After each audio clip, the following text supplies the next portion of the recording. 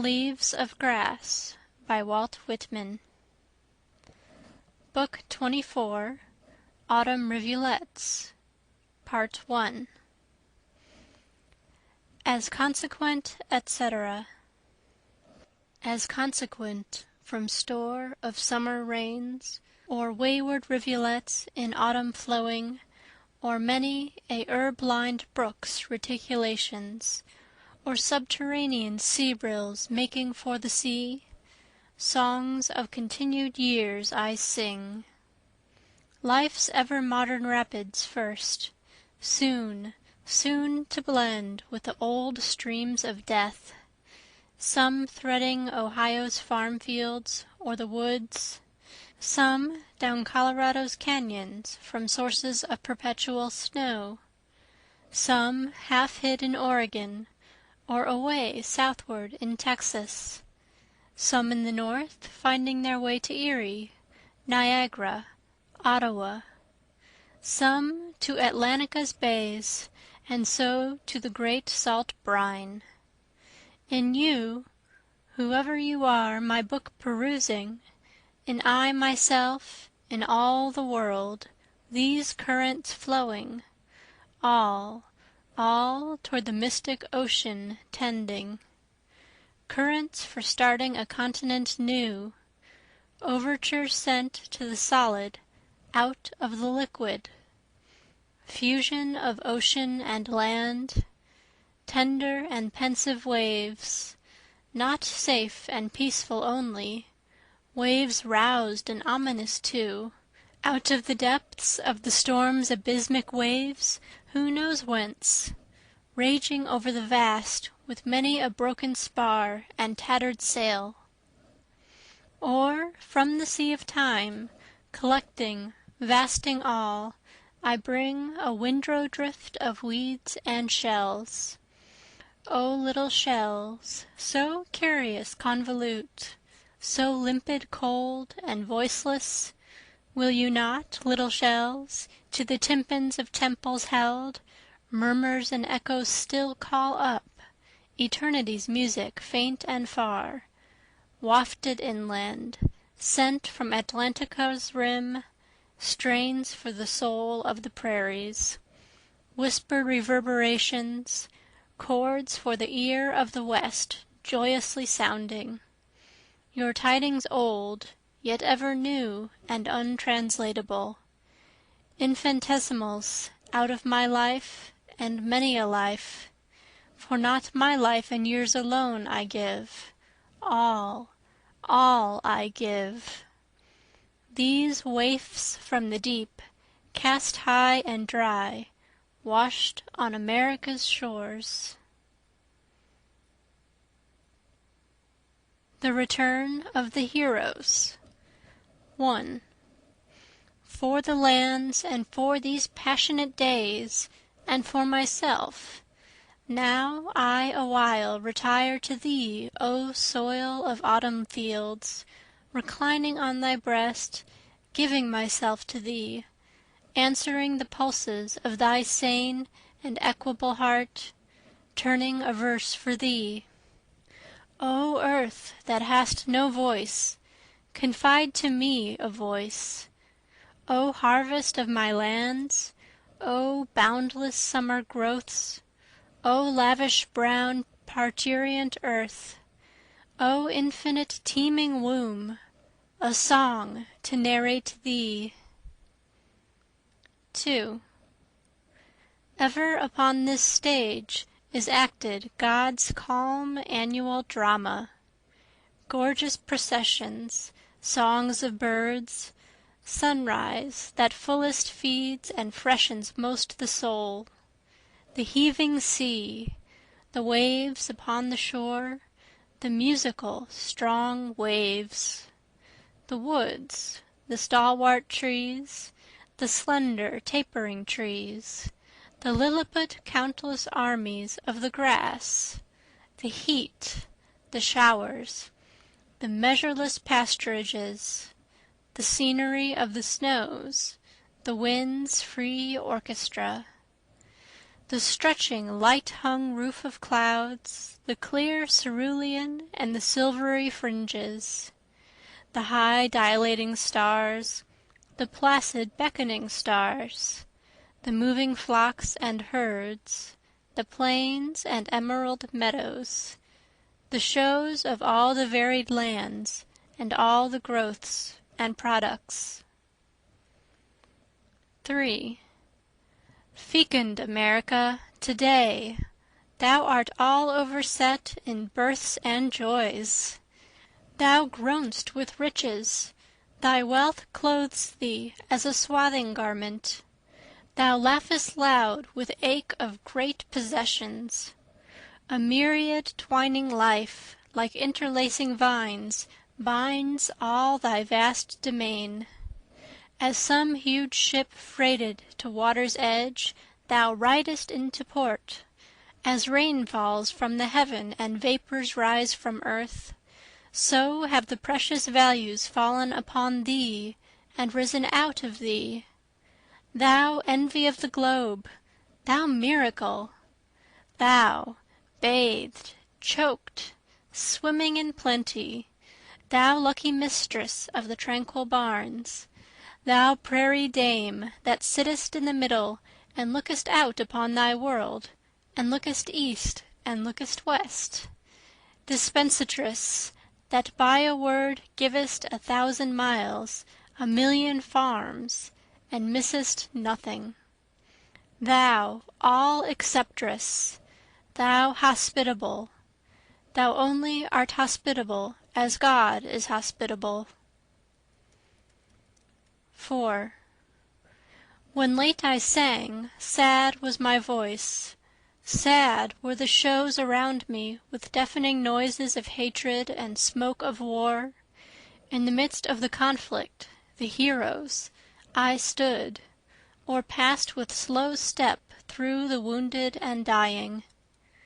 But now I sing not of war, nor the measured march of soldiers, nor the tents of camps, nor the regiments hastily coming up deploying in line of battle.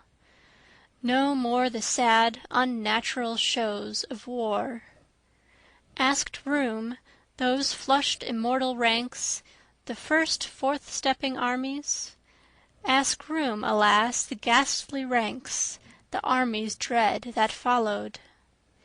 Pass, pass, ye proud brigades, with your tramping, sinewy legs, with your shoulders young and strong, with your knapsacks and your muskets.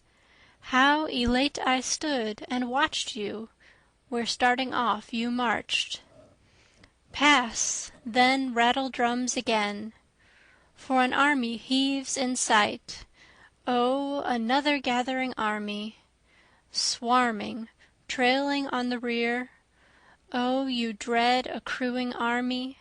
Oh, you regiments so piteous, with your mortal diarrhea, with your fever!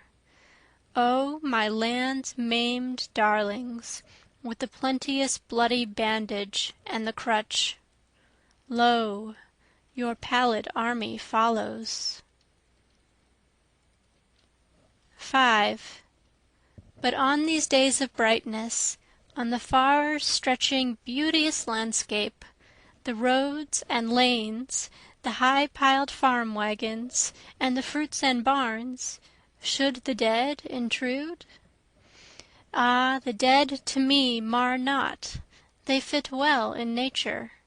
They fit very well in the landscape under the trees and grass, and along the edge of the sky, in the horizon's far margin. Nor do I forget you, departed, nor in winter or summer my lost ones, but most in the open air as now when my soul is rapt and at peace, like pleasing phantoms, your memories rising glide silently by me. 6. I saw the day the return of the heroes, yet the heroes never surpassed, shall never return. Them that day I saw not. I saw the interminable corps. I saw the processions of armies. I saw them approaching, defiling by with divisions, streaming northward, their work done, camping awhile in clusters of mighty camps.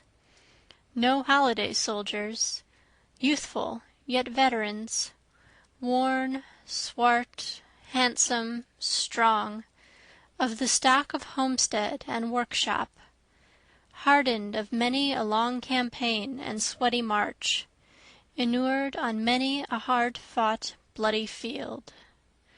A pause, the armies wait, a million flushed embattled conquerors wait, the world too waits, then soft as breaking night and sure as dawn, they melt, they disappear.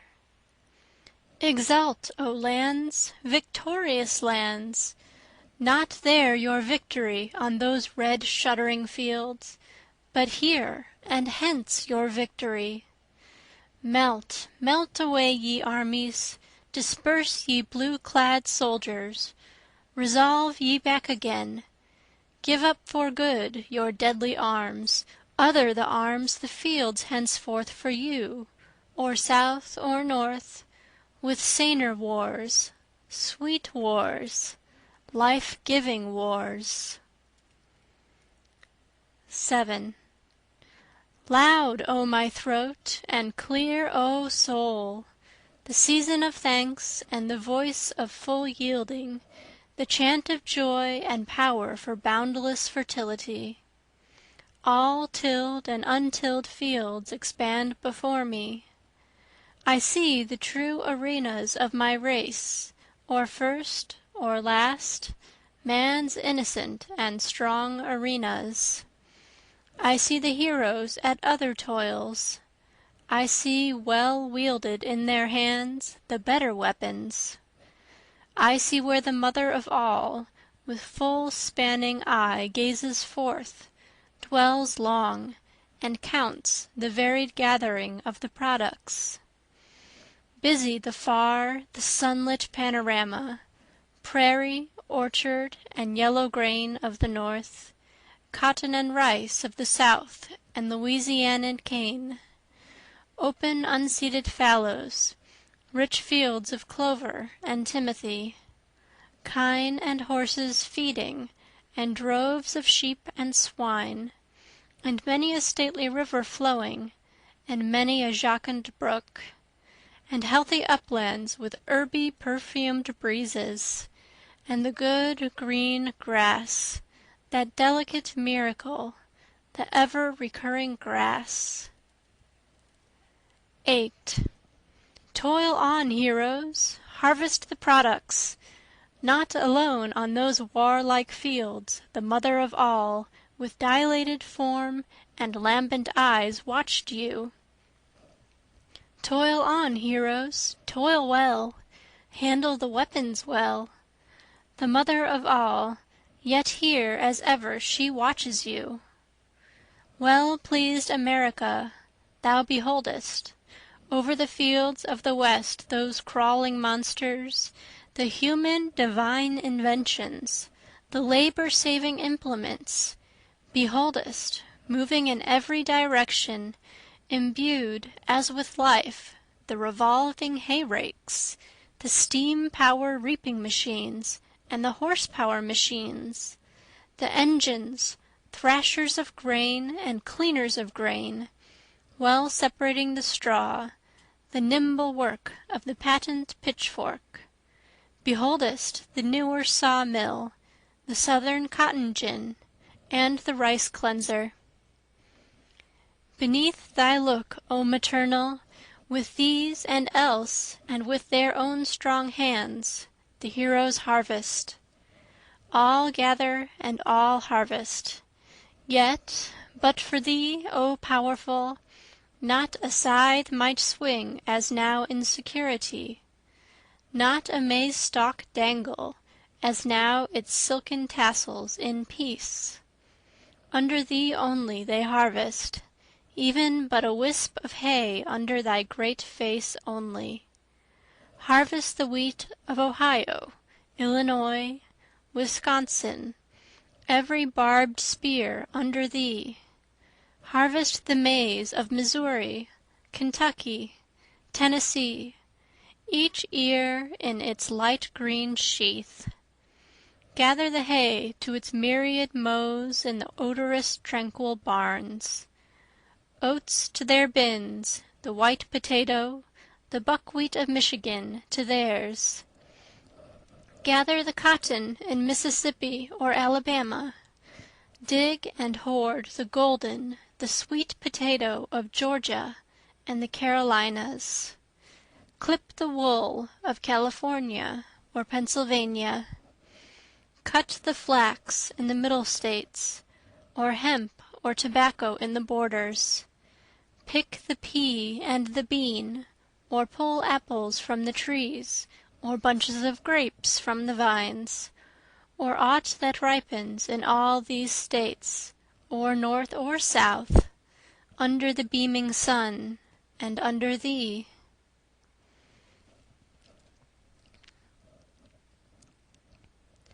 There was a child went forth.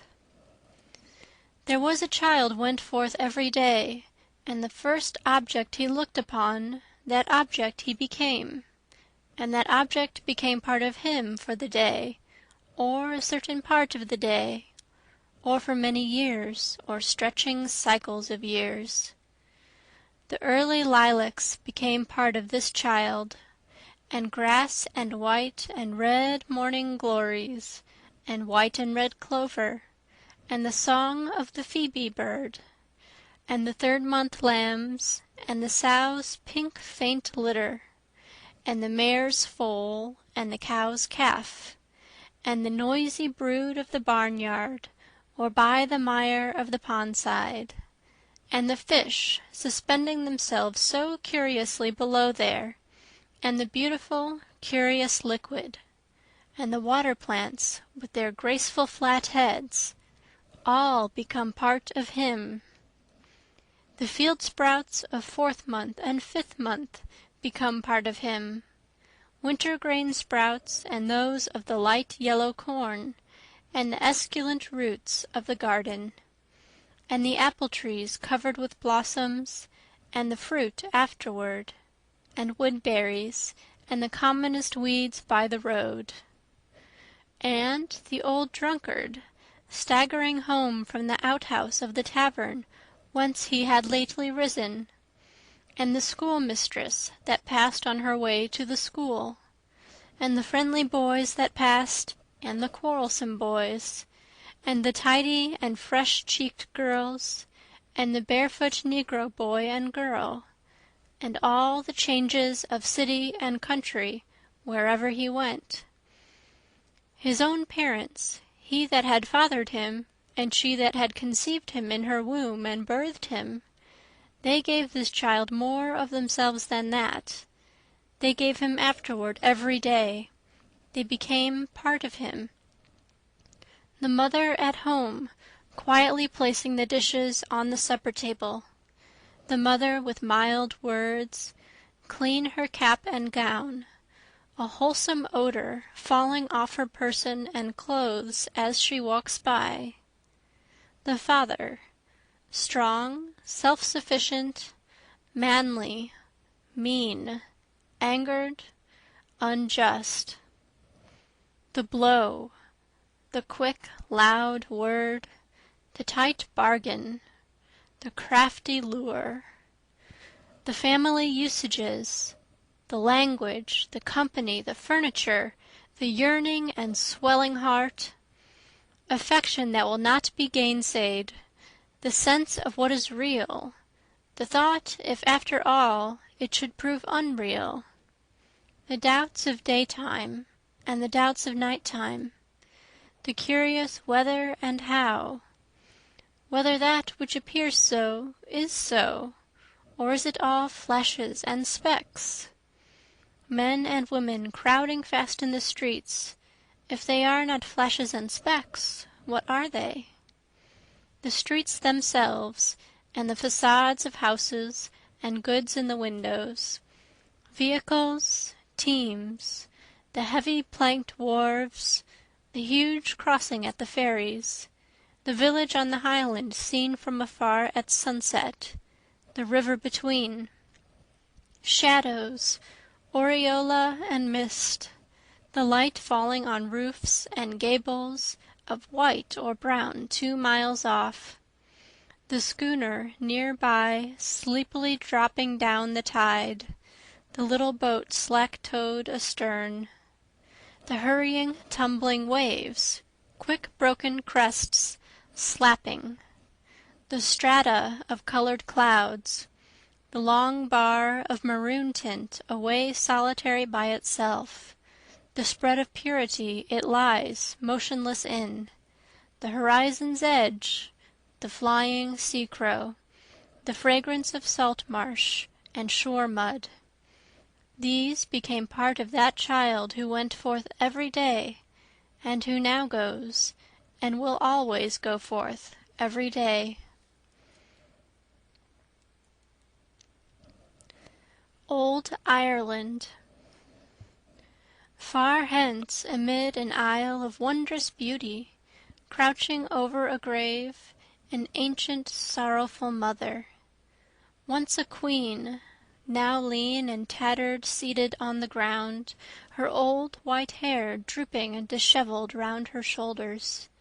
At her feet, fallen, an unused royal harp. Long silent, she too long silent, mourning her shrouded hope and air. Of all the earth her heart most full of sorrow, because most full of love. Yet a word, ancient mother, you need crouch there no longer on the cold ground, with forehead between your knees. Oh, you need not sit there veiled in your old white hair so dishevelled, for know you the one you mourn is not in that grave. It was an illusion. The son you love was not really dead. The Lord is not dead. He is risen again young and strong in another country. Even while you wept there by your fallen harp by the grave, what you wept for was translated, passed from the grave. The winds favored and the sea sailed it, and now with rosy and new blood moves today in a new country. The City Dead House. By the city dead house, by the gate, as idly sauntering, wending my way from the clangor, I curious pause, for lo, an outcast form, a poor dead prostitute brought. Her corpse they deposit unclaimed. It lies on the damp brick pavement. The divine woman, her body, I see the body, I look on it alone. That house once full of passion and beauty, all else I notice not, nor stillness so cold, nor running water from faucet, nor odors more biffic impress me, but the house alone, that wondrous house, that delicate fair house, that ruin.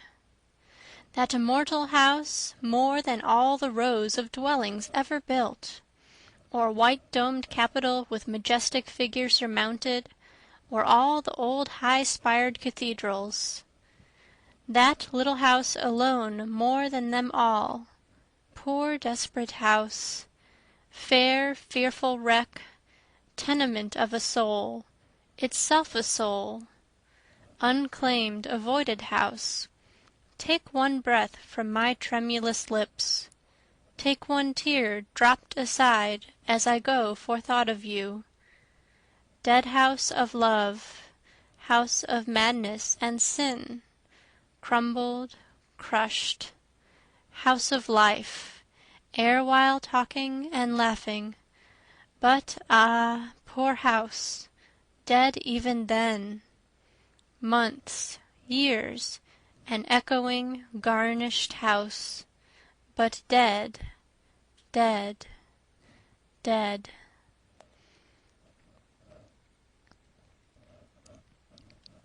This compost. 1. Something startles me where I thought I was safest. I withdraw from the still woods I loved. I will not go now on the pastures to walk. I will not strip the clothes from my body to meet my lover the sea. I will not touch my flesh to the earth as to other flesh to renew me.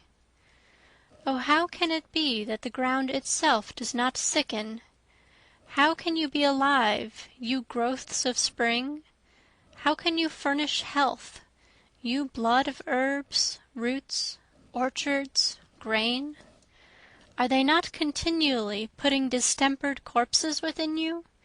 Is not every continent worked over and over with sour dead? Where have you disposed of their carcasses, those drunkards and gluttons of so many generations? Where have you drawn off all the foul liquid and meat? I do not see any of it upon you today. Or perhaps I am deceived. I will run a furrow with my plough. I will press my spade through the sod and turn it up underneath.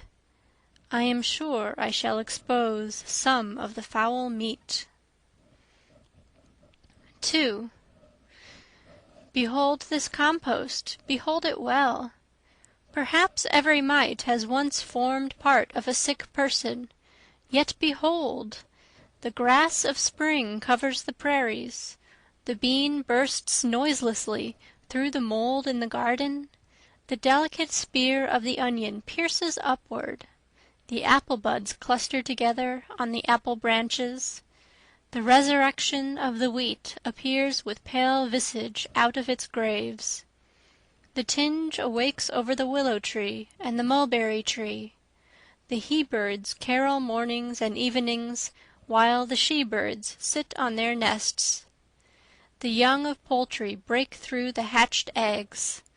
The newborn of animals appear. The calf is dropped from the cow, the colt from the mare. Out of its little hill faithfully rise the potato's dark green leaves. Out of its hill rises the yellow maize stalk, the lilacs bloom in the dooryards. The summer growth is innocent and disdainful above all these strata of sour dead. What chemistry! That the winds are really not infectious, that this is no cheat, this transparent green wash of the sea, which is so amorous after me, that it is safe to allow it to lick my naked body all over with its tongues, that it will not endanger me with the fevers that have deposited themselves in it, that all is clean forever and forever, that the cool drink from the well tastes so good, the blackberries are so flavorous and juicy, that the fruits of the apple orchard and the orange orchard, that melons, grapes, peaches, plums, will none of them poison me, that when I recline on the grass I do not catch any disease, though probably every spear of grass rises out of what was once catching disease. Now I am terrified at the earth. It is that calm and patient. It grows such sweet things out of such corruptions. It turns harmless and stainless on its axis with such endless successions of diseased corpses. It distills such exquisite winds out of such infused fetor. It renews with such unwitting looks its prodigal, annual, sumptuous crops. It gives such divine materials to men, and accepts such leavings from them at last. To a foiled European revolutionaire. Courage yet, my brother or my sister. Keep on. Liberty is to be subserved, whatever occurs. There is nothing that is quelled by one or two failures, or any number of failures, or by the indifference or ingratitude of the people, or by any unfaithfulness, or the show of the tushes of power, soldiers, cannon, penal statutes. What we believe in waits latent forever through all the continents, invites no one, promises nothing, sits in calmness and light, is positive and composed, knows no discouragement, waiting patiently, waiting its time. Not songs of loyalty alone are these, but songs of insurrection also, for I am the sworn poet of every dauntless rebel the world over, and he going with me leaves peace and routine behind him, and stakes his life to be lost at any moment. The battle rages with many a loud alarm and frequent advance and retreat. The infidel triumphs, or supposes he triumphs. The prison, scaffold, garret, handcuffs, iron necklace and lead balls do their work. The named and unnamed heroes pass to other spheres. The great speakers and writers are exiled. They lie sick in distant lands. The cause is asleep. The strongest throats are choked with their own blood. The young men droop their eyelashes toward the ground when they meet. But for all this, liberty has not gone out of the place, nor the infidel entered into full possession. When liberty goes out of a place, it is not the first to go, nor the second or third to go. It waits for all the rest to go. It is the last. When there are no more memories of heroes and martyrs, and when all life and all the souls of men and women are discharged from any part of the earth, then only shall liberty, or the idea of liberty, be discharged from that part of the earth, and the infidel come into full possession. Then courage, European revolter, revoltress, for till all ceases, neither must you cease. I do not know what you are for. I do not know what I am for myself, nor what anything is for.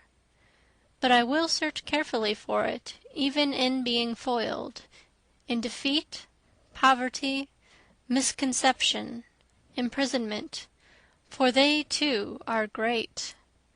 Did we think victory great? So it is, but now it seems to me, when it cannot be helped, that defeat is great, and that death and dismay are great. Unnamed Land.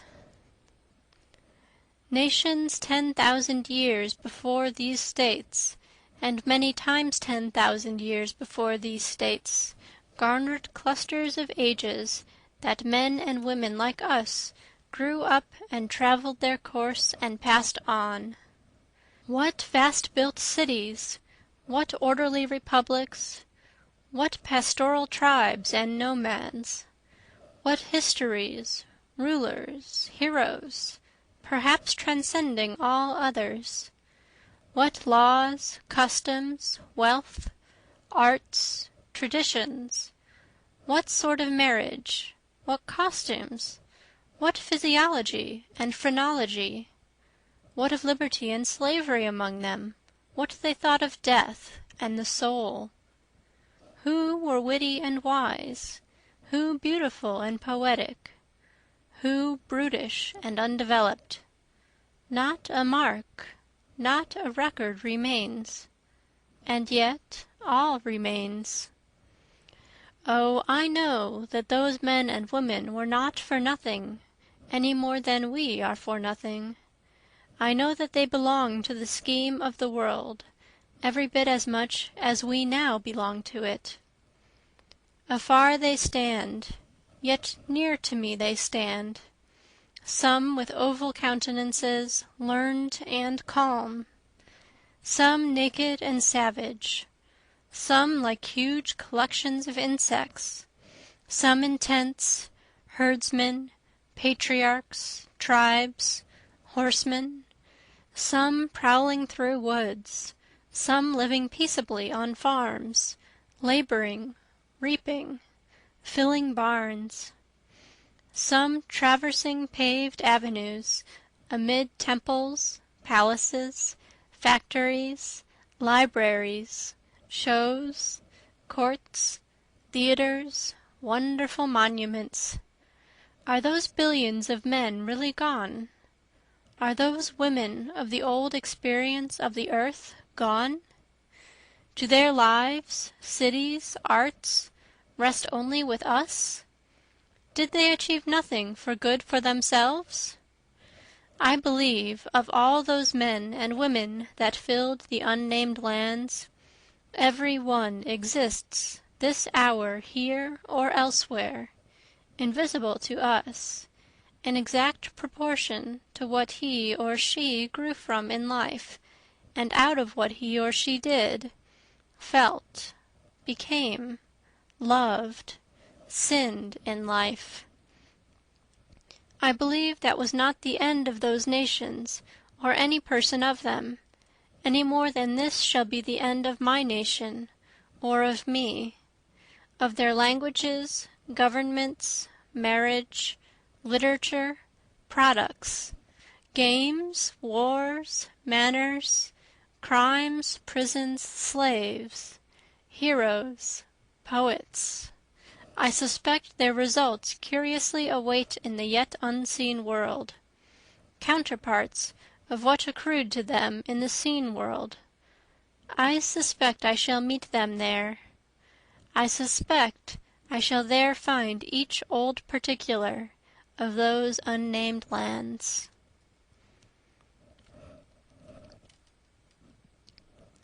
Song of Prudence.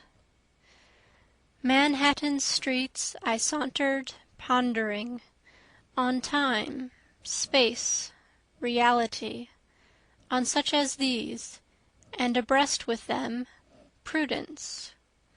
The last explanation always remains to be made about prudence.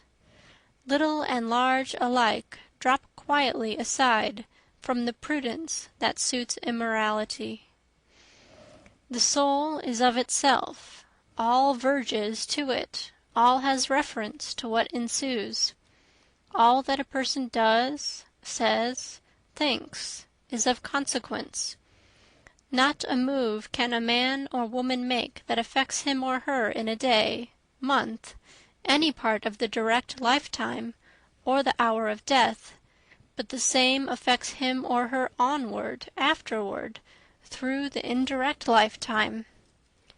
The indirect is just as much as the direct. The spirit receives from the body just as much as it gives to the body, if not more.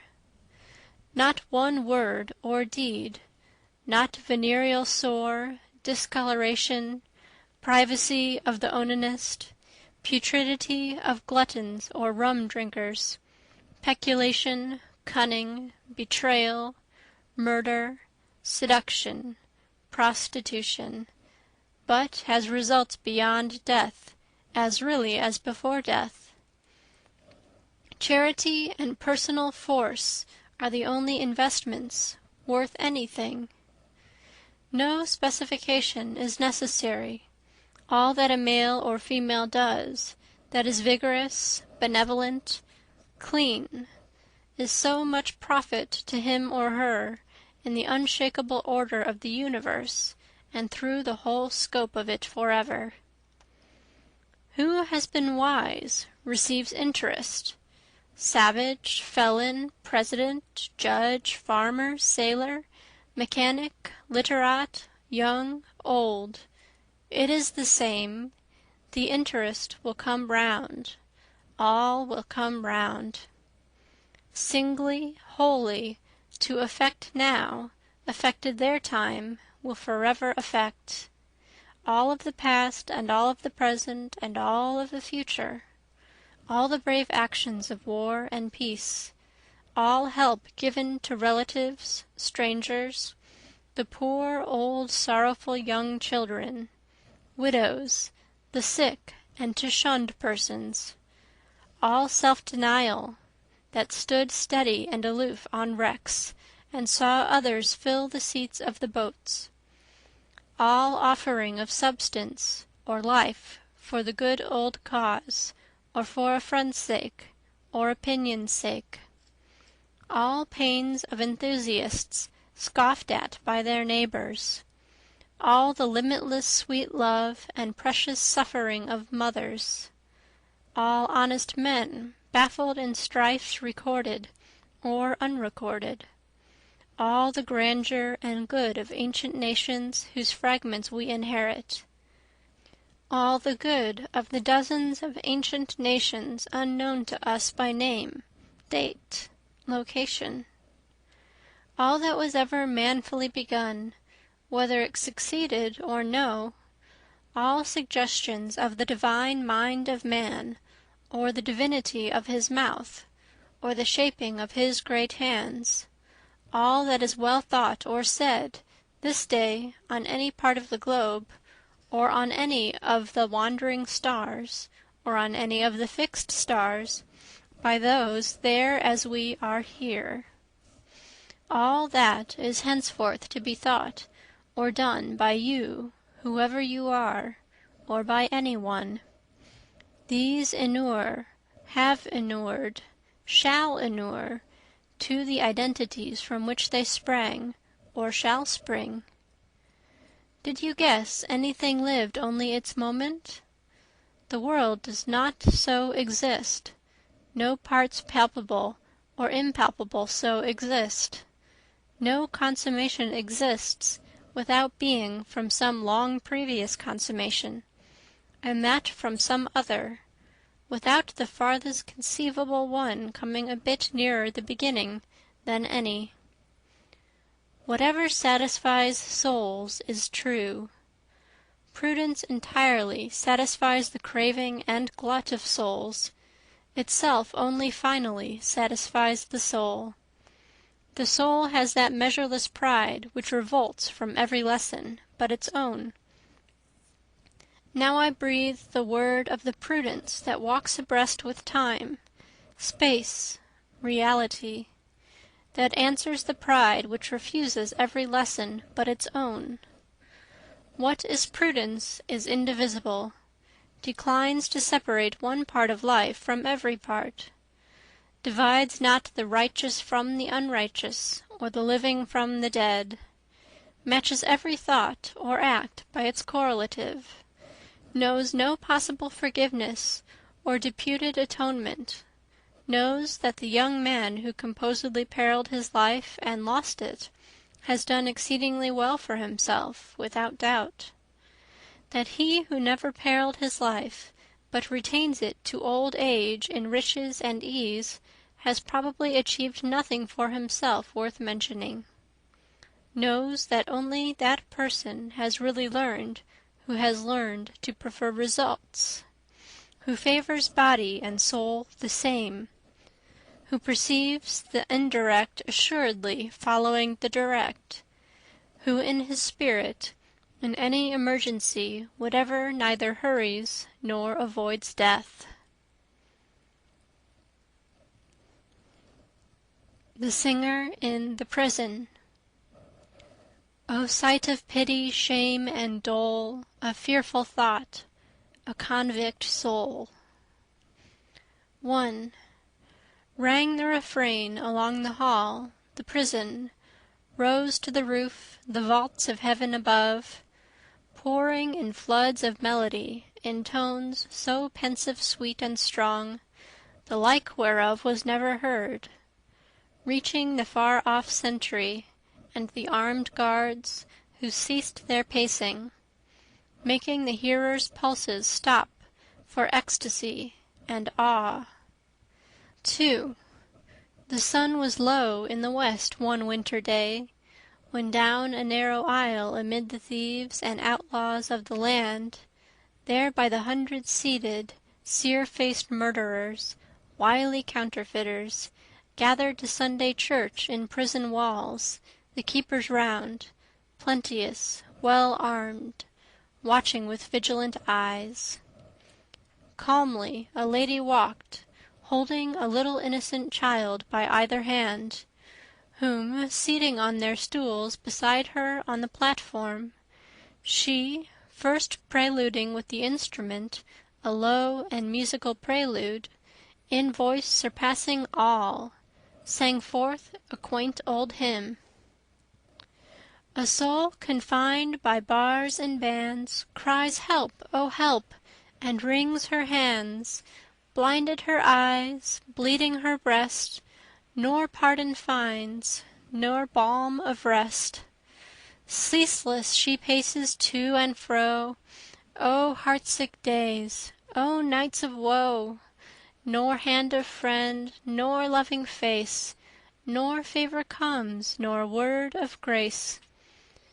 It was not that I sinned the sin, the ruthless body dragged me in. Though long I strove courageously, the body was too much for me. Dear prisoned soul, bear up a space, for soon or late the certain grace to set thee free and bear thee home, the heavenly pardoner, death, shall come. Convict no more, nor shame, nor dole. Depart, a God-enfranchised soul. 3. The singer ceased. One glance swept from her clear calm eyes o'er all those upturned faces, strange sea of prison faces, 1,000 varied, crafty, brutal, seamed, and beauteous faces. Then rising, passing back along the narrow aisle between them, while her gown touched them, rustling in the silence, she vanished with her children in the dusk. While upon all convicts and armed keepers ere they stirred, convict forgetting prison, keeper his loaded pistol, a hush and pause fell down a wondrous minute. With deep half-stifled sobs and sound of bad men bowed and moved to weeping, and youth's convulsive breathings, memories of home, the mother's voice in lullaby, the sister's care, the happy childhood. The long-pent spirit roused to reminiscence. A wondrous minute then, but after, in the solitary night, to many, many there, years after, even in the hour of death, the sad refrain, the tune, the voice, the words, resumed, the large calm lady walks the narrow aisle, the wailing melody again, the singer in the prison sings. O sight of pity, shame, and dole, a fearful thought, a convict soul. End of Part 1 of Book 24, Autumn Rivulets.